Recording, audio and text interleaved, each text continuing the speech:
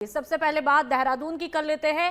कालसी के क्वानो मीनस मोटर मार्ग पर हुई हिमाचल परिवहन निगम की बस दुर्घटना में घायल हुई यात्रियों का हालचाल जानने के लिए मुख्यमंत्री पुष्कर सिंह धामी राजकीय दून मेडिकल कॉलेज अस्पताल पहुंचे। मुख्यमंत्री ने दुर्घटना में दिवंगत लोगों के प्रति गहरी शोक संवेदना व्यक्त करते हुए उनकी आत्मा की शांति के लिए प्रार्थना की। और ये तस्वीरें आपके सामने, उन्होंने अस्पताल में भर्ती उत्तराखंड और हिमाचल प्रदेश के घायलों से व्यक्तिगत रूप से मुलाकात करके उनका कुशलक्षेम जाना और डॉक्टर से उपचार की स्थिति की क्या कुछ जानकारी है वो ली। मुख्यमंत्री ने चिकित्सकीय टीम को सभी घायलों को तुरंत और सर्वोत्तम उपचार उपलब्ध कराने के निर्देश दिए और परिजनों को भरोसा दिलाया कि इलाज में किसी भी प्रकार की कोई कमी नहीं आने दी जाएगी।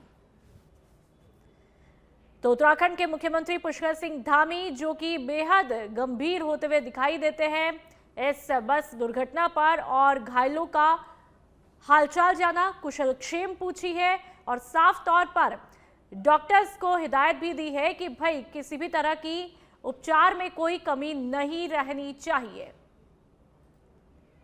तो मुख्यमंत्री पुष्कर सिंह धामी की ये संवेदनशीलता ये बताती है कि जब आपका जननेता आपका इस तरह से ध्यान रखता है, देखिए एक अच्छी लीडरशिप क्वालिटी होती क्या है कि आप कब कैसे क्या ध्यान रख रहे हैं और ऐसे में जब आप सभी लोगों का समय पर ध्यान रखते हैं तो उसका उदाहरण बनती है तस्वीरें और कहीं ना कहीं हौसला वहां के आवाम को भी मिलता है।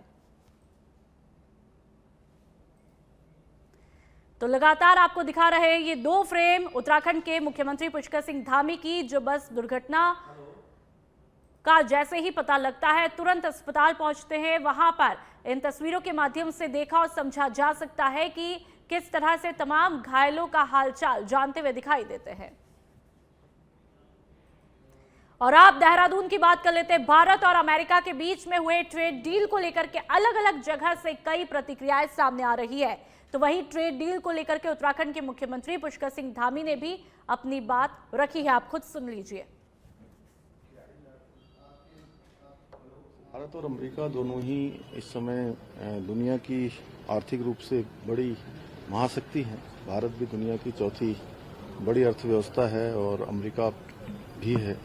तो दोनों के इस प्रकार के समझौतों से जो प्रधानमंत्री जी श्री नरेंद्र मोदी जी और डोनाल्ड ट्रंप जी के बीच में दोनों के बीच में हुआ है, उसके कारण से बहुत सारे अवसर हमारे पैदा होंगे और दुनिया की दोनों बड़ी डेमोक्रेसी भी हैं, आदान प्रदान होगा और 18% टैरिफ पर जो लाया गया है, इससे निश्चित रूप से हमारे बहुत सारे जो उत्पाद आज इंडिया के देश के अंदर बनते हैं उन सभी को एक बड़ा बाजार मिलेगा और आपसी समझौता होने से भारत की भी तेज गति से और तेजी से जो है रफ्तार बढ़ेगी, विकास की गति बढ़ेगी। सभी क्षेत्रों में भारत तेजी से तरक्की करने वाला देश बनेगा जो दुनिया का जो बड़ी महाशक्ति आर्थिक क्षेत्र में बनने का सपना हम लोग देख रहे हैं। विकसित भारत का संकल्प लेकर प्रधानमंत्री उत्तराखंड सरकार ने मदरसा बोर्ड को खत्म करके अल्पसंख्यक शिक्षा प्राधिकरण का गठन करने का फैसला किया है।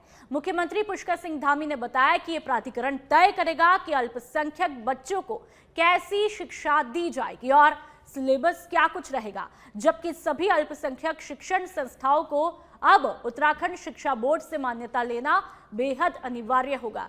राज्य अल्पसंख्यक शिक्षा अधिनियम 2025 लागू करने वाला पहला राज्य बन चुका है जो कि प्राधिकरण को संस्थानों को मान्यता देने और पाठ्यक्रम निर्धारित करने की जिम्मेदारी देता है।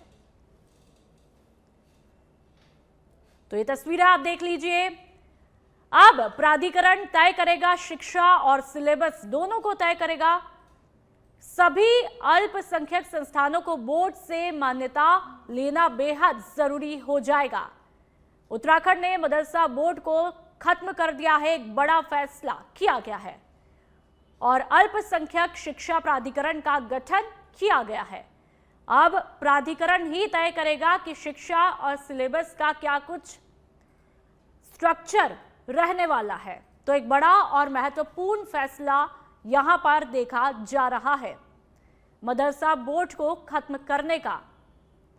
और ऐसे में अब अल्पसंख्यक शिक्षा प्राधिकरण का गठन कर दिया गया है। उसके बाद तमाम दिशा अल्पसंख्यक शिक्षा प्राधिकरण के हाथ में। शिक्षा कैसी होगी, उसका स्वरूप कैसा होगा, सिलेबस क्या कुछ रहेगा, क्या कुछ उसमें शामिल किया जाएगा, ये तमाम जिम्मेदारियां इसी में।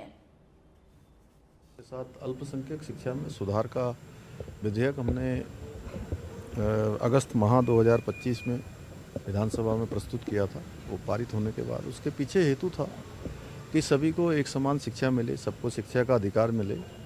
और जो पहले से मदरसा बोर्ड था उसमें चूँकि जो राज्य का हमारा शिक्षा बोर्ड था, उस शिक्षा बोर्ड के द्वारा जो निर्धारित पाठ्यक्रम था वो पाठ्यक्रम नहीं पढ़ाया जाता था। बच्चों को आधुनिक शिक्षा से जोड़ना है, सबको शिक्षा का अधिकार देना है। आदरणीय प्रधानमंत्री जी के नेतृत्व में हर बच्चे को शिक्षा मिले, वो भविष्य में राष्ट्र के काम आए, देश के काम आए, समाज के काम आए, उस दिशा में उसको आधुनिक शिक्षा मिलनी चाहिए। न कि बहुत पुरानी कट्टरवादी मानसिकता की शिक्षा, कबीलाई मानसिकता की शिक्षा, 500 वर्ष पुरानी जो ऐसी शिक्षा है जिससे उनका भविष्य का निर्माण नहीं हो सकता है, तो उनको समाप्त किया है। मदरसा बोर्ड समाप्त करने का निर्णय लिया है 1 जुलाई 2026 के बाद। और इसमें अन्य जो अल्पसंख्यक वर्ग में अन्य लोग भी आते हैं, चाहे सिख हों, जैन हों, बौद्ध हों, पारसी हों, ईसाई हों, बौद्ध हों, उन सभी को भी इसके अंतर्गत लाया है। हमारा इसके पीछे ध्येय है कि अब एकीकृत शिक्षा हो जाए, एक जगह पर सब लोग आ जाएं और सभी को इसका लाभ मिलना चाहिए। तो उस उद्देश्य से और देवभूमि में शिक्षा के मंदिर स्थापित होने चाहिए जो संस्कार दें, बच्चों को गुणवान बनाएं, बच्चों को भविष्य के लिए तैयार करें। देश और राष्ट्र में, दुनिया में जो है हमारे बच्चे जाएं। के साथ उत्तराखंड सरकार ने उपनल कर्मियों के लिए समान कार्य के लिए समान वेतन का शासनादेश जारी किया है, जिससे प्रदेश के करीब 11,000 उपनल कर्मचारियों को लाभ मिलेगा।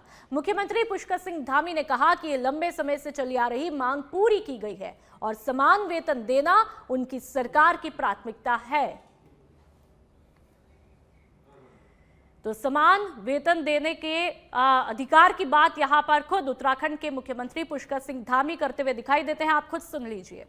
उनकी लंबे समय से मांग थी और हम लोगों ने पहले ही जो है उस पर मंत्रिमंडल में निर्णय कर लिया था कि उनको समान कार्य का समान वेतन देना है। कल उनका शासनादेश भी निकल गया और अब उनको ये रास्ता बिल्कुल बन गया है कि अब कोई दुविधा नहीं है, समान कार्य समान वेतन उनको मिलने लगेगा। मैं सभी को उत्तराखंड के बिनारसी से खबर, जहां पर रविदास जयंती के उपरांत ग्राम बिनारसी में हुए झगड़े के बाद 2 व्यक्तियों की मौत के मामले में एसएसपी प्रमेंद्र सिंह डोभाल द्वारा एक और बड़ी कार्रवाई करते हुए प्रभारी निरीक्षक भगवानपुर शुरू भूषण नेगी और वरिष्ठ उप निरीक्षक को लाइन हाजिर करने के आदेश जारी किए गए। अब तक कोतवाल, एसएसआई और एक एसआई समेत 2 पुलिसकर्मियों पर कार्रवाई हो चुकी है। उत्तराखंड सरकार ने साहसिक पर्यटन को बढ़ावा देते हुए गढ़वाल और कुमाऊं हिमालय में 83 प्रमुख पर्वत चोटियों को पर्वतारोहण के लिए पूरी तरह से खोल दिया है। मुख्यमंत्री पुष्कर सिंह धामी के निर्देश पर यूटीडीबी और वन विभाग के सहयोग से यह कदम राज्य को वैश्विक पर्वतारोहण मानचित्र पर स्थापित करने और युवा पर्वतारोही प्रोत्साहित करने की दिशा में ऐतिहासिक माना जा रहा है। पर्यटन सचिव धीरज गर्ब्याल ने कहा कि इससे स्थानीय लोगों को रोजगार मिलेगा, पर्यावरण संरक्षण के साथ में संतुलित विकास सुनिश्चित होगा और उत्तराखंड सुरक्षित, जिम्मेदार और लगातार पर्वतारोहण के लिए प्रतिबद्ध रहेगा। बढ़ते हैं आगे। राजधानी देहरादून में खुदी सड़कों से परेशान आम जनता की शिकायतें लगातार जिला प्रशासन तक पहुंच रही है और इसी के मद्देनजर डीएम सविन बंसल ने टीम के साथ में सड़कें चेक की और खस्ताहाल सड़क की क्या कुछ स्थिति है वो भी जाना। उन्होंने क्यूआरटी टीम को निगरानी रखने के निर्देश दिए। ताजा मामले में पिटकूल की लापरवाही पर एक्शन लेने और ठेकेदार के खिलाफ मुकदमा दर्ज करने के आदेश जारी किए गए। तो यहां पर मुख्य तौर पर एक्शन लेने की बात कही गई। डीएम सविन बंसल ने कहा कि जनता की सुविधा के लिए विकास कार्य किए जाते हैं, लेकिन अगर जनता को परेशानी होती है तो कार्रवाई भी जरूरी है। इसके लिए जनता और विभाग दोनों का सहयोग बेहद आवश्यक है।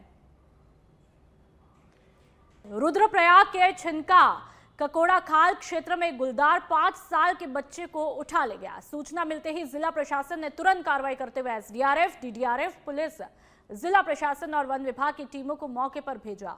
एसडीआरएफ के द्वारा देर रात सर्च ऑपरेशन चलाया गया, जिसके बाद बच्चे का शव बरामद किया गया।